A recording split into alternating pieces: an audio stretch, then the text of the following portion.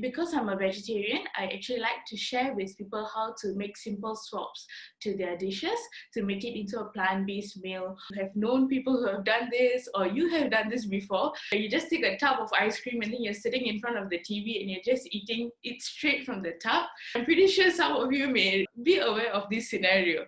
Okay, and this is mainly emotional eating or stress eating, whereby you're going for food items that you think help to improve your mood at that particular point of time. Okay, and sometimes it is important to know what triggers your appetite as well. For example, a car. For a car to function, for us to start the car, start the engine, we need fuel. If our brain is like the car, it also requires fuel to function. And in this case, the fuel that we consume is food. And to be a bit more specific in the area, glucose is actually the preferred fuel for our brain. So our bubble milk tea over here has the 100% sugar content in it, okay, and 20.5 teaspoons. Let me see, if 1 teaspoon has about 5 grams of sugar, we are looking at 20.5. That is more than 100 grams of sugar in our bubble tea. You know that feeling that you get, a bit of nervousness, anxious, and then sometimes you need to run to the toilet before a meeting. So all of these emotions are being related. It's like a two-way communication between our gut and our brain. So a happy gut puts you in a good mood. It is because 90% of the serotonin is actually made in our gut. If there is not enough serotonin in your system, in your body, what happens is that you're highly susceptible to mental health disorders also. An interesting fact, okay, did you know that there are about 100 trillion good and bad bacteria living in our gut? So that is really a lot. In the meantime, let me answer some questions. Does sugar-free soft drinks have sugar content, or is it just a marketing gimmick? They do not have like added sugar. Sugar-free soft drinks, they usually use artificial sweeteners. Okay, so there are different types of artificial sweeteners available. I think the popular one right now is stevia. Stevia is actually a natural plant sweetener.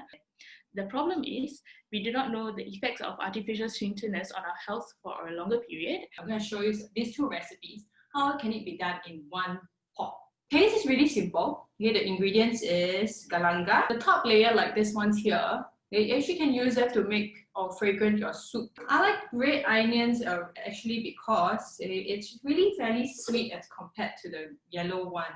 If you have shallots, you also can use shallots as well. My favorite one is Gordon Ramsay. And when he cooked, he always have little perks and little tricks here and there. One of my favorite one was when he deal with chili. We cut chili and the seeds are all over the place. So what you can do is actually to just rub the chili really, really hard. And then when you cut it off, and then you can pour all the seeds out. Yeah, so in my kitchen, I always have like some form of herbs.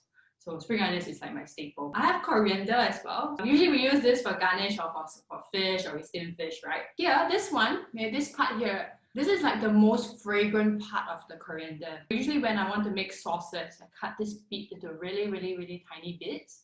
Or I just use this and put it into rice. Okay, when you cook your rice, you can make your rice more fragrant. This recipe makes about 6. So you can actually have the paste, you can keep it in a bottle, put it in the fridge, and you can keep up to 1.5 weeks. One way to also cook healthier, most of the time we also check what kind of oils do we use. In this case, I use a rapeseed oil. It's actually canola oil. If you look at the labels, here we want to look at how much mono unsaturated fat and how many polyunsaturated fat. Poly and mono usually come from plant-based. So ideally, we want more of the good fat rather than the animal-based or high in trans fat, which is more found in processed items. You can see, okay, so that's how the paste looks like. Mangoes are really high in vitamin A, good for our immune system, helps to build mucus level around our eyes, our nose, our throat, and our stomach lining to prevent toxins from entering. And it's also a fat-soluble vitamin. So having this recipe with a good amount of fat in there, from the oil that we use, can help to increase the absorption. So you can enjoy this with rice, like brown rice. Thank you very much, guys. See you.